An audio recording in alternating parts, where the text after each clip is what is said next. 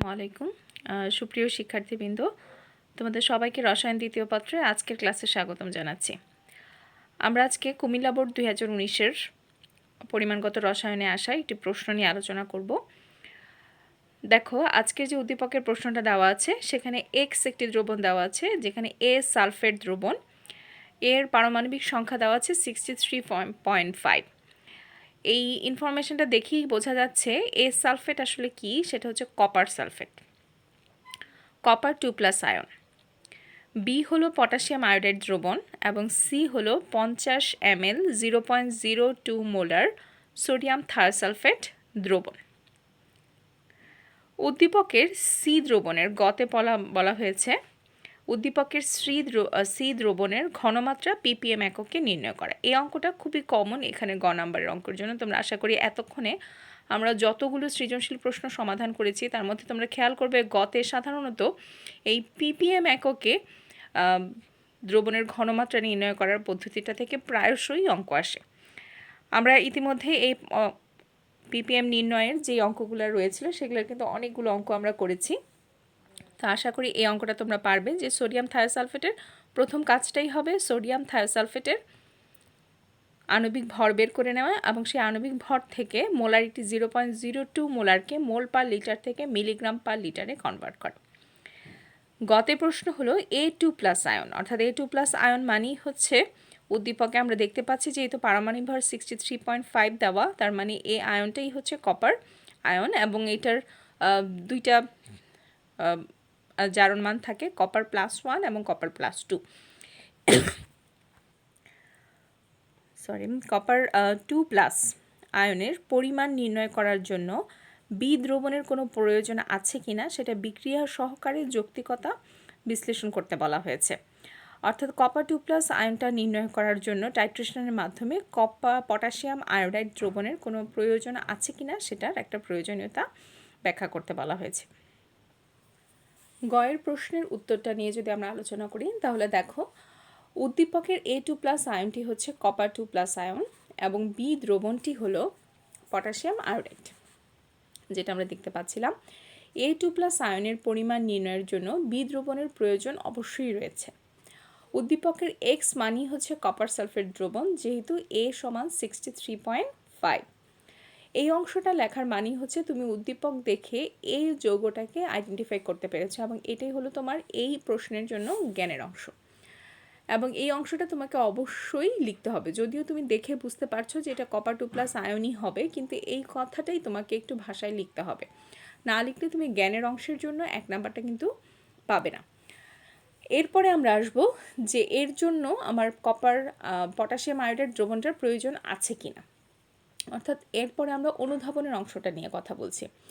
অর্থাৎ যে প্রক্রিয়ায় কপার 2+ আয়ন বা A2+ আয়নের ঘনমাত্রা নির্ণয়ে পটাশিয়াম আয়োডাইড দ্রবণের ব্যবহার করা হয় সেই প্রক্রিয়াটার নাম হচ্ছে আয়োডোমিতি। তোমরা পরিমাণগত রসায়নে আয়োডিমিতি এবং আয়োডোমিতি এই দুইটা পদ্ধতির নাম শুনে থাকবে। আয়োডিমিতি সেটা হলো প্রমাণ আয়োডিন দ্রবণের সাথে যখন কোনো একটা দ্রবণের বিক্রিয়া হয় তখন এবং সেখান থেকে আয়োডিনের পরিমাণ নির্ণয় করার পদ্ধতিটাকে বলা হচ্ছে আয়োডিমিতি, যখন আমরা প্রমাণ আয়োডিন দ্রবণ ব্যবহার করব।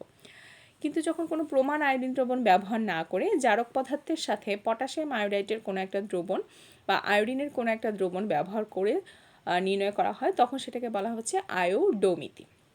তোমরা এই দুটো সংজ্ঞা পড়ে রাখবে জ্ঞানের প্রশ্নের জন্য, আয়োডিমিতি কি এবং আয়োডোমিতি কি। অর্থাৎ কোনো জারক পদার্থের ক্ষেত্রে কপার 2+ আয়ন নির্দিষ্ট পরিমাণ দ্রবণের নির্দিষ্ট আয়নের সাথে, অর্থাৎ কপার 2+ আয়নের সাথে আয়োডাইড লবণ পটাশিয়াম আয়োডাইডের বিক্রিয়ায় উৎপন্ন আয়োডিনকে প্রমাণ থায়োসালফেট দ্রবণ দ্বারা যদি টাইট্রেশন করা হয় তাহলে মুক্ত আয়োডিনের পরিমাণটা নির্ণয় করা সম্ভব। এই পদ্ধতিতে নির্ধারিত আয়োডিনের পরিমাণ থেকে ব্যবহৃত জারক পদার্থের পরিমাণটাও নির্ণয় করা হয়ে থাকে। অর্থাৎ আমরা কপার 2+-এর কপারের আয়নটা প্রমাণ থায়োসালফেট দ্রবণ দ্বারা টাইট্রেশন করে মুক্ত আয়োডিনের পরিমাণ নির্ণয় করা হয়। এই পদ্ধতিতে নির্ধারিত আয়োডিনের পরিমাণ থেকে ব্যবহৃত জারক পদার্থের পরিমাণটা নির্ণয় করা হয়ে থাকে।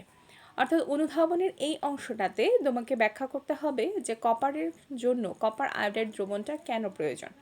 আমরা আয়োডোমিতির সাহায্যে যখন কপারের সাথে কপার আয়োডাইটের বিক্রিয়া হবে, বিক্রিয়াটা যখন দেখব তখন দেখা যাবে যে ওখানে আয়োডিন তৈরি হচ্ছে। এই বিমুক্ত আয়োডিনকে যখন আমরা প্রমাণ থায়োসালফেট দ্রবণের সাথে টাইট্রেশন করব, টাইট্রেশন করার পরে আমরা যে মুক্ত আয়োডিনটা পেয়েছিলাম তার পরিমাণটা জানতে পারবো, এবং তার পরিমাণ জানার ফলে তার সাথে মুক্ত আয়োডিন তৈরি করতে আসলে কতটুকু কপারের দরকার হয়েছিল, অর্থাৎ বিক্রিয়ক হিসেবে কপার সালফেট এবং পটাশিয়াম আয়োডাইড যখন বিক্রিয়া করে তখন সেই বিক্রিয়ায় পটাশিয়াম আয়োডাইড সেই বিক্রিয়ায় কিছু পরিমাণ আয়োডিন তৈরি হয়। সেই আয়োডিনের সাথে সোডিয়াম থায়োসালফেটের বিক্রিয়ার ফলে আমি আয়োডিন কতটুকু তৈরি হয়েছে সেটা জানতে পারি। কতটুকু আয়োডিন তৈরি হয়েছে এই পরিমাণটা জানার পরে আমি এটার সাথে রিলেট করতে পারবো যে আসলে কতটুকু কপার ব্যবহার করার কারণে কতটুকু আয়োডিন তৈরি হয়েছিল। এক্ষেত্রে তুল্যমোল জারক কপার 2+, তুল্যমোল আয়োডিন এবং তুল্যমোল থায়োসালফেট বিজারকের মধ্যে একটা মাত্রিক সম্পর্ক দেখা যায়। এবার দেখো পটাশিয়াম আয়োডাইড দ্রবণ এবং কপার 2+ আয়োডিন দ্রবণে যে আয়োডিন বিমুক্ত হচ্ছে সেটা নিয়ে এখানে বিক্রিয়ার মাধ্যমে আলোচনা করা হচ্ছে। বিক্রিয়াটা দেখো, আসলে কপার সালফেটের সাথে যখন পটাশিয়াম আয়োডাইডের বিক্রিয়া হচ্ছে তখন তৈরি হচ্ছে কিউপ্রাস আয়োডাইড, পটাশিয়াম সালফেট এবং আয়োডিন, এবং এটাকে যখন সমতা করা হচ্ছে তখন দেখা যায় 2 অণু কপার সালফেটের সাথে 4 মোল, অর্থাৎ 2 মোল কপার সালফেটের সাথে 4 মোল পটাশিয়াম আয়োডাইড বিক্রিয়া করে আয়োডিন বিমুক্ত করছে। তাহলে দেখা যাচ্ছে 2 মোল কপার সালফেটের সাথে যখন 4 মোল পটাশিয়াম আয়োডাইডের বিক্রিয়া হচ্ছে তখন আমাদের 1 মোল আয়োডিন বিমুক্ত হচ্ছে। 1 মোল আয়োডিনের সাথে প্রমাণ সোডিয়াম থায়োসালফেট দ্রবণে যখন আমি টাইট্রেশন করানো হবে তখন সোডিয়াম টেট্রাথায়োনেট তৈরি হচ্ছে এবং সোডিয়াম আয়োডাইড তৈরি হচ্ছে। তাহলে উপরের সমীকরণের থেকে যদি টাইট্রেশনের মাধ্যমে আমি 2 মোল দেখো আয়োডিনের সাথে কিন্তু থায়োসালফেটের পরিমাণ হচ্ছে 2 মোল, অর্থাৎ 2 মোল সোডিয়াম থায়োসালফেট আয়ন সমান হচ্ছে 1 মোল আয়োডিন দ্রবণ সমান 2 মোল কপার সালফেট। এই তিনটা লাইন কি তোমরা বুঝতে পেরেছো?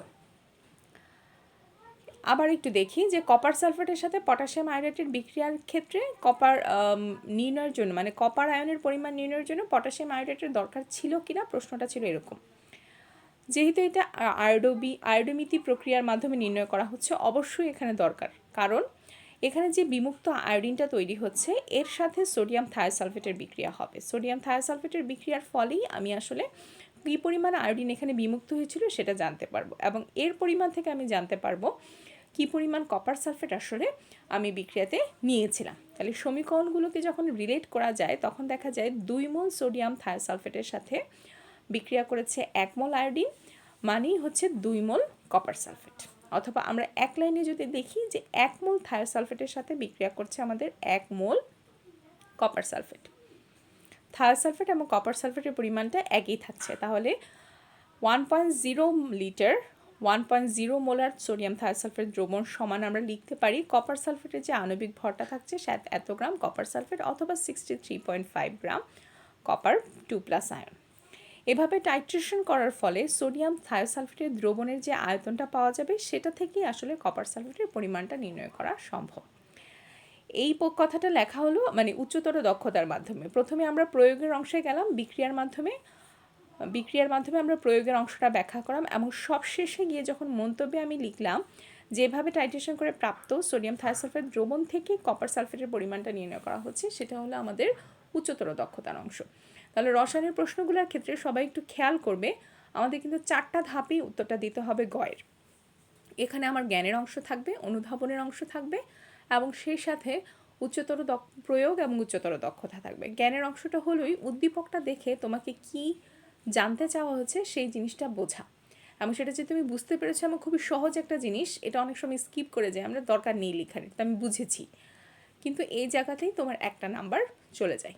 এরপরে তোমাকে ওই যেই জিনিসটা, অর্থাৎ যেমন আমাদের এই প্রশ্নে যেমন কপার আয়নটাকে আইডেন্টিফাই করাই ছিল আমাদের জ্ঞানের অংশ, এরপরে ওখানে পটাশিয়াম আয়োডাইড দ্রবণের প্রয়োজন আছে কি না কপার সালফেট দ্রবণে বিক্রিয়ার জন্য বা কপার সালফেটের পরিমাণ নির্ণয় করার জন্য, সেই আয়োডোমিতি সম্পর্কে এখানে আলোচনা করা হলো, আয়োডোমিতি সম্পর্কে এখানে ব্যাখ্যা করা হলো, সেটা হলো আমাদের অনুধাবনের অংশ। অনুধাবনের অংশের পরে আমাদের প্রয়োগের অংশ আসলো, বিক্রিয়ার মাধ্যমে যখন প্রত্যেকটা সমীকরণকে একটার সাথে রিলেট করে দেখানো হলো যে আসলে আমরা কেন পটাশিয়াম আয়োডাইডটাকে ব্যবহার করেছিলাম? পটাশিয়াম আয়োডাইডকে ব্যবহার করেছি আয়োডিনকে বিমুক্ত করার জন্য, বিমুক্ত আয়োডিনকে ব্যবহার করেছি সোডিয়াম থায়োসালফেটের সাথে টাইট্রেশন করার জন্য। এর ফলে আমি সোডিয়াম থায়োসালফেটের সাথে টাইট্রেশন করার ফলে আমি বিমুক্ত আয়োডিনের একটা পরিমাণ পাবো। এটার একটা গাণিতিক ক্যালকুলেশন আছে, সেটা নিয়ে এখানে আমাদের আলোচনা হচ্ছে না। আমাদের আলোচনা এখানে শুধু কেন আমি পটাশিয়াম আয়োডাইডটা ব্যবহার করেছি। এরপরে সোডিয়াম থায়োসালফেট দ্রবণের সাথে আয়োডিনের সাথে কপার সালফেট দ্রবণের একটা সুন্দর সরল সমীকরণ আমরা বের করে নিলাম যে কত মোলের সাথে আসলে কত মোল বিক্রিয়া করছে। তাহলে দেখা যায় 2 মোলের সাথে বিক্রিয়া করছে 1 মোল আয়োডিন এবং 2 মোল কপার সালফেট। দেখো 2 মোল সোডিয়াম থায়োসালফেট এবং 2 মোল কপার সালফেট, অর্থাৎ সোডিয়াম থায়োসালফেটের পরিমাণটা যদি আমাদের জানা থাকে যে কতটুকু বিক্রিয়ায় অংশগ্রহণ করেছে, তাহলেই কিন্তু আমি কপার সালফেটের পরিমাণটা নির্ণয় করতে পারছি। এবং এটাই কিন্তু প্রশ্নে জানতে চাওয়া হয়েছে যে কপার সালফেটের পরিমাণ নির্ণয় করা যাবে কিনা, বা এটাতে পটাশিয়াম আয়োডাইডের কোনো ভূমিকা ছিল কিনা। আয়োডিনটা বিমুক্ত হওয়ার কারণেই আমাদের পরবর্তীতে থায়োসালফেটের সাথে বিক্রিয়া হয়েছে।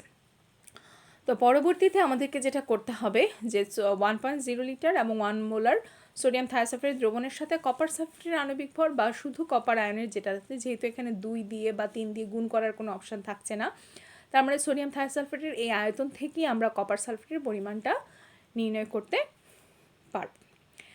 তোমাদের যেটা কাজ হবে, এই উত্তরটার পাশাপাশি তোমরা আজকের এই ক্লাসটার পরে আয়োডোমিতি এবং আয়োডিমিতি এই দুইটা নিয়ম সম্পর্কে তোমরা একটু বইয়ে ডিটেলস পড়বে, এবং সেই সাথে টাইট্রেশন সম্পর্কে তোমরা বিভিন্ন ধরনের জিনিসগুলো জানবে। আসলে টাইট্রেশনে আমরা কি কি ব্যবহার করি, কি কি যন্ত্রপাতিগুলো ব্যবহার করতে হয়, কিভাবে ব্যবহার করতে, এই জিনিসগুলো টাইট্রেশন এবং আয়োডিমিতি এবং আয়োডোমিতি সম্পর্কে একটু আজকের সৃজনশীল থেকে এই প্রশ্নটার উত্তরটাও তোমরা ভালোভাবে আয়ত্ত করবে, এবং সেই সাথে আয়োডোমিতি এবং আয়োডোমিতি এবং আয়োডিমিতি সম্পর্কে তোমরা একটু ভালোভাবে পড়বে আজকে। তো ধন্যবাদ সবাইকে আজকের ক্লাসের সাথে থাকার জন্য। আসসালামু আলাইকুম।